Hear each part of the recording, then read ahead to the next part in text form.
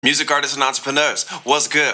Sarge here from MySarge.com, and today we're continuing on with our series of how to jumpstart your music career. Today we're going to focus a little bit more on your gear and the equipment you're going to need to get started. As always, you don't want to miss this one, so go ahead and hit that subscribe button and let's work. Salute to that.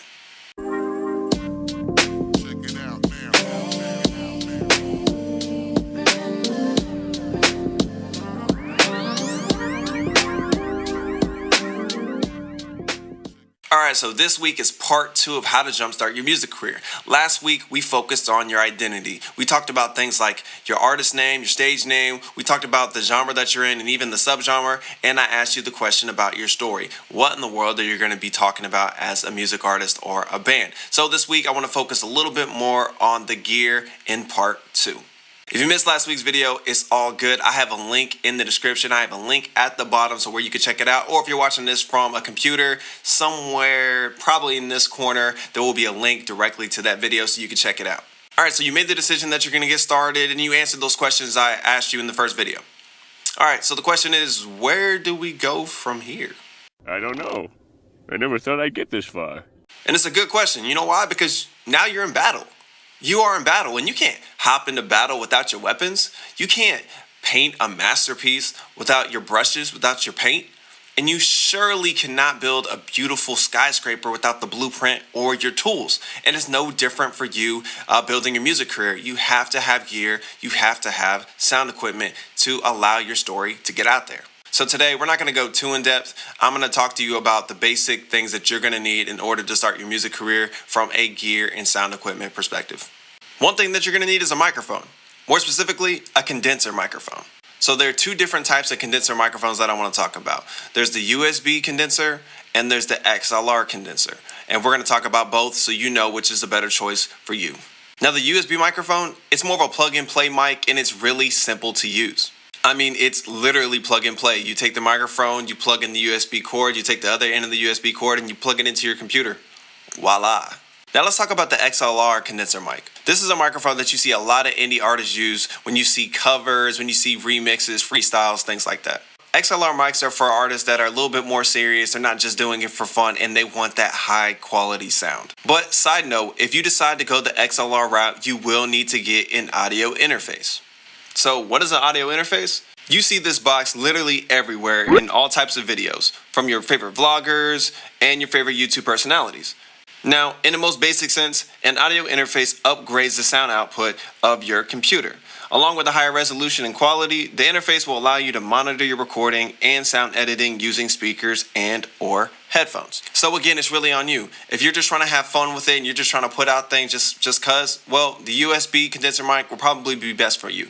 But if you're a little bit more serious, you want that sound quality, then you will want to go with the XLR. But remember, you will have to buy an audio interface. Another thing that you're going to need is a computer. Yeah, I know that seems super simple, but a lot of people tend to overlook this part.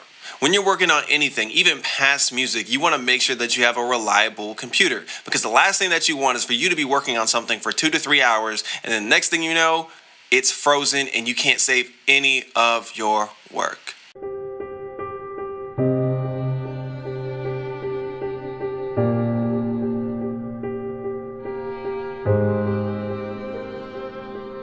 So figure out what you want to use. You can use a desktop, you can use a laptop. For some people, they even use their iPads or even their smartphones. Now, I will say as a side note, you will be limited in the future on what you can do if you're using an iPad or a smartphone. You won't be able to add, newer plugins, or you're going to have a bit of a headache when you try to export certain stems and things like that to engineers, producers, etc. So I would recommend using a desktop or a laptop that you can actually rely upon.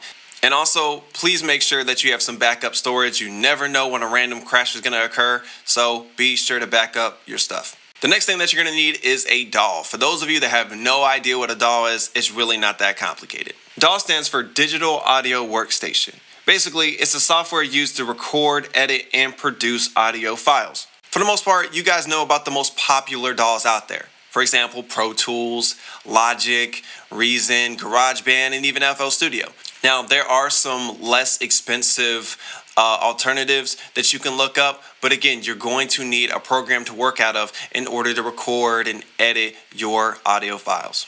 A recommendation that I would give when picking one is don't just go off the price. Look up tutorials on these programs and see which one would be easier for you to navigate. You know, all these programs are going to have the same thing. They're going to give you the ability to record, edit, add effects to your songs, to your vocals and things like that. But look at tutorials so you know which ones that you believe that you'll be able to work better in. Some people love Pro Tools. For me, I'm an FL Studio guy. For some of you, you might like GarageBand or Reason. Be sure to look up tutorials so you know what works best for you before you buy a program that you're like, I don't like the way that this program navigates. Look it up first. Do some research first. All right, another piece of gear that you're going to need is a pop filter. Look, you've seen this thing in so many videos and you don't even realize it. A pop filter is something that you're definitely going to want when it comes to recording, and you've probably seen it in a lot of videos. So what is a pop filter? Basically, a pop filter is a noise protection filter for microphones. Typically, it's used in a recording studio, and it serves to reduce or eliminate popping sounds. To give you a real-world example of this, check out this clip. Pa, poo. Boo.